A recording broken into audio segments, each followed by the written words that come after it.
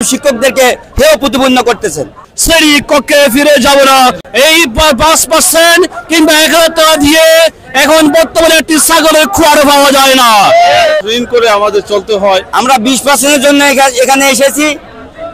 এর আগে 500 টাকা দিয়ে আমাদেরকে যে শিক্ষকদেরকে হেয় প্রতিপন্ন করা হয়েছিল, সেই রকম আবার 5% দিয়ে আবার সেই রকম শিক্ষকদেরকে হেয় প্রতিপন্ন করতেছেন।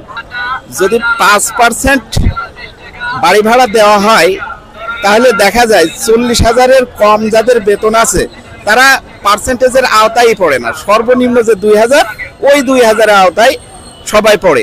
একমাত্র যে সকল শিক্ষক বা শিক্ষকদের বেতন 40,000 নাই, এখন যে সকল প্রধান শিক্ষকের বেতন 40 বা তার উপরে, তারাই শুধুমাত্র 5% আওতায় আসে।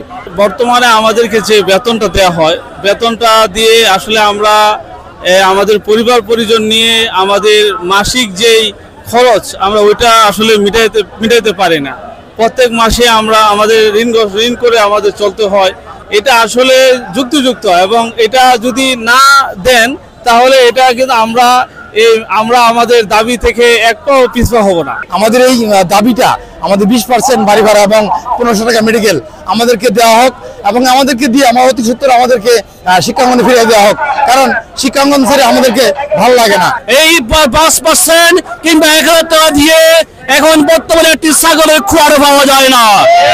সবাই আমরা এখানে এসেছি, আমরা ফিরে যাব না, শ্রেণী কক্ষে ফিরে যাব না।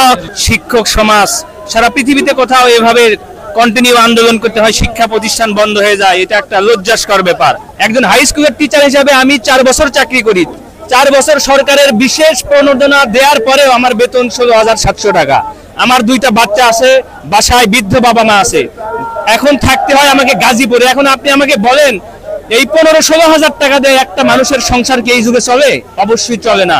সামনে বার্ষিক পরীক্ষাতে আমাদের ছাত্র বাচ্চা কাচ্চারা যারা আছে এরা অনেক ক্ষতিগ্রস্ত অলরেডি হয়ে যাচ্ছে। সরকারের প্রতি আমার দৃষ্টি আকর্ষণ করতেছে আমি এখান থেকে খুব শীঘ্রই আমাদের দাবি দেওয়াগুলো মেনে নিয়ে আমাদের বিদ্যালয়ে যাওয়ার একটা ব্যবস্থা করে দেয়। শিক্ষকরা শান্তিপূর্ণ অবস্থান কর্মসূচি চালনাকালে শিক্ষকদের উপর লাঠিচার্জ করা হয়েছে, শিক্ষকদের উপর জল কামান নিক্ষেপ করা হয়েছে, শিক্ষকদের উপর আপনারা দেখেছেন সাউন্ড গ্রেড নিক্ষেপ করা হয়েছে। 5%-এর একটা প্রজ্ঞাপন জারি করেছে, এটা আসলে আমরা নারাজ, আমরা এটা মানছি না। প্রধান উপদেষ্টা স্যার এবং শিক্ষা উপদেষ্টা স্যারের কাছে যে আমাদের এই সামান্য দাবিটুকু আপনারা প্লিজ মেনে নিন।